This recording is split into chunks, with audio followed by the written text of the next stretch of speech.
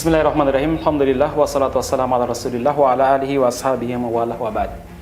Erdogan kembali memenangkan pemilu dalam putaran kedua dan sangat jauh selisihnya dengan saingannya Kemal Kılıçdaroğlu. Saudara sekalian, ada pro kontra terkait masalah ini, terutama di kalangan aktivis Islam.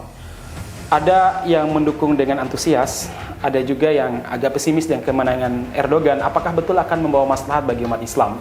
Tapi kalau kita melihat dan memantau, baik itu di media, kita melihat kemenangan Erdogan memberikan harapan yang luar biasa kepada umat Islam, khususnya di Turki, dan memberikan kebahagiaan tersendiri bagi umat Islam, terutama juga di Indonesia.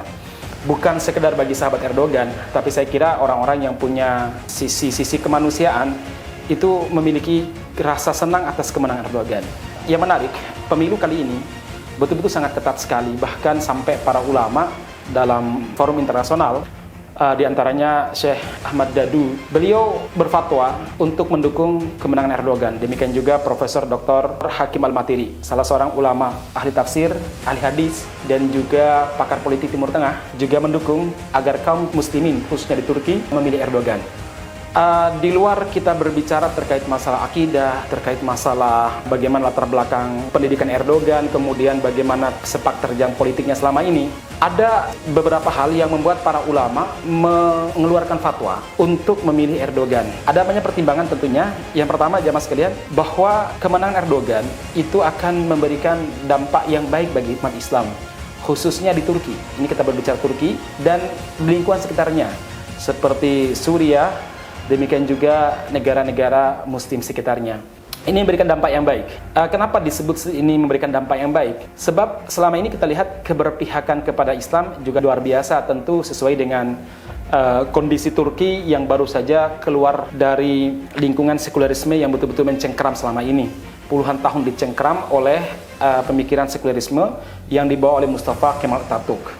Nah, saudara sekalian, memang kita melihat sih, tidak sebagaimana yang ideal, ya, bagaimana masalah sholat, jilbab, haraman minuman keras dan lain sebagainya, ya tidak sebagaimana ideal. Tapi sekali lagi perlu kita pahami bahwa Turki baru saja keluar dari cengkeraman kebebasan yang digaungkan oleh Mustafa Kemal Atatürk sejak 1924, di mana saat itu Khilafah Turki Utsmani dihancurkan oleh Mustafa Kemal Atatürk. Kemudian hal yang menarik adalah apa? Pengungsi dari berbagai negara itu betul-betul memiliki harapan besar kepada Erdogan karena kepeduliannya luar biasa. Kita tahu jutaan pengungsi Suriah yang berada di pinggiran Turki, semuanya itu ditanggung oleh pemerintahan Turki, tentu sebatas kemampuan mereka tentunya, dan dibantu oleh NGO-NGO lainnya. Ini jelas bertentangan dengan keinginan lawan daripada Erdogan, yaitu Kemal Kılıçdaroğlu, di mana dia berkampanye kalau seandainya dia menang maka dia akan mengusir para pengungsi Suriah.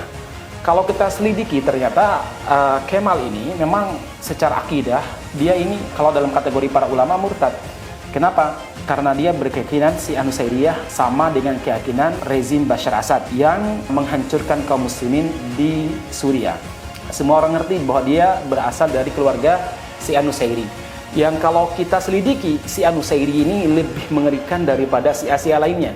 Bahkan sekelas Syiah Imamiyah atau Syiah Ithna Asyariyah atau kita kenal dengan Syiah Rafidhah, mereka sampai mengkafirkan, sebagian ulama Syiah Rafidhah mengkafirkan Syiah Nusairiyah karena dianggap terlalu mengerikan penyimpangannya.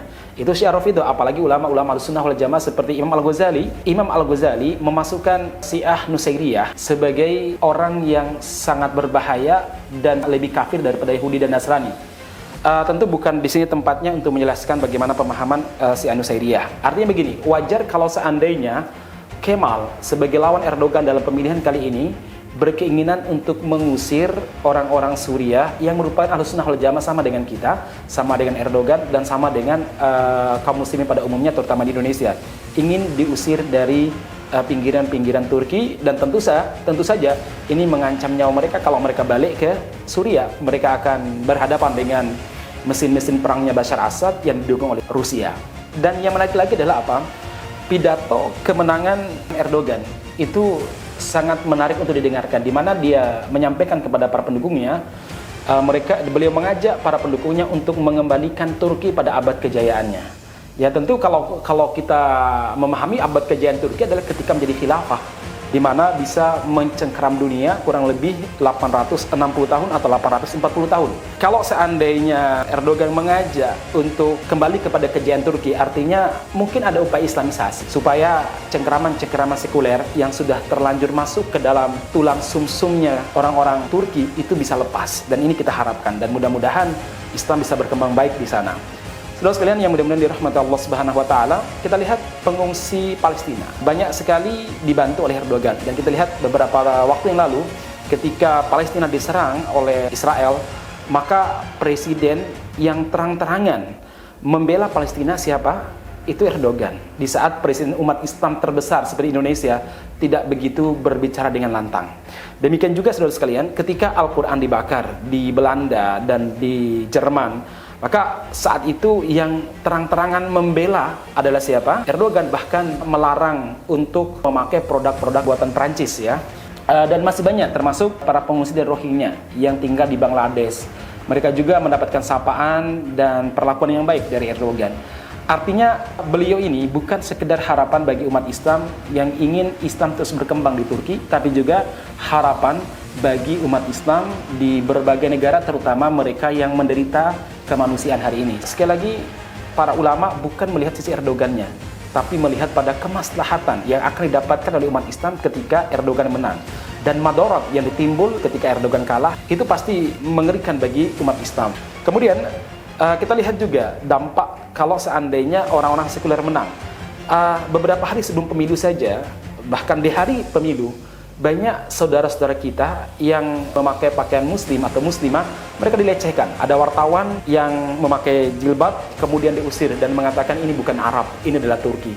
Demikian juga ada yang pakai kopiah ya di kereta, dipukul dengan dituduh di sini bukan Arab, di sini adalah Turki. Baik, masyarakat muslimin, itu menunjukkan apa? Bagaimana upaya sekularisasi di Turki ingin menghilangkan dan memarginalkan nilai-nilai Islam dalam kehidupan bermasyarakat. Tapi alhamdulillah pada masa Erdogan, nilai-nilai Islam luar biasa. Beliau sering menampakkan dirinya bersama istrinya berpakai jilbab, kemudian ngaji di masjid. Kemudian yang luar biasa lagi adalah apa? Mengembalikan Hagia Sophia yang sudah puluhan tahun dijadikan museum menjadi masjid sebagaimana pada zaman Muhammad Al-Fatih. Demikian juga dia berupaya untuk mengganti foto Mustafa Kemal Atatürk di kantor-kantor dengan fotonya Muhammad Al-Fatih.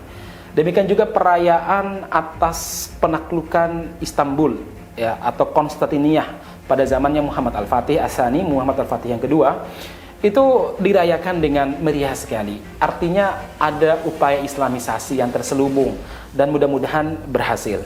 Nah, bagi kita di Indonesia bagaimana? Ya, bagi kita di Indonesia patut untuk bergembira dan mengucapkan selamat atas kemenangan ini sambil mendoakan kebaikan bagi Turki dan umat Islam di Turki. Mudah-mudahan perkembangan Islam di sana cukup baik. Yang kedua, mari kita contoh ya apa yang terjadi di Turki, bahwa Islam bisa bangkit. Islam bisa bangkit, dan kalau seandainya syariat Islam ditegakkan dengan baik, maka ada rasa rindu. Ya, rasa rindu. Karena di Indonesia ini pernah tegak syariat Islam dalam kurun waktu yang sangat lama. Ada yang mengatakan 250 tahun Jawa diberlakukan syariat Islam. Demikian juga Anda bayangkan dari tahun 1500-an dari Aceh sampai kemudian Fak-Fak Papua itu dipraktekkan syariat Islam. Cukup lama sekali saudara sekalian, makmur, adil, sentosa, terutama di bawah pemerintahan kerajaan Islam Demak Bintoro, baik pada zamannya Adipati Yunus, terutama pada zamannya Sultan Trenggono. Luar biasa, terasa adil di tengah masyarakat, kemudian merasakan kemakmuran yang luar biasa. Artinya Indonesia ternyata cocok untuk dipraktekkan syariat Islam. Terbukti adil, makmur, sentosa, ratusan tahun berkuasa di Indonesia. Bahkan rakyat Indonesia ketika masuk Islam merasakan keamanan, kedamaian daripada mereka hidup dalam sistem kastaisasi pada zamannya Hindu-Buddha, baik pada zaman Majapahit, pada zaman Sriwijaya, kemudian pada zaman kerajaan-kerajaan Hindu atau kerajaan-kerajaan Buddha lainnya.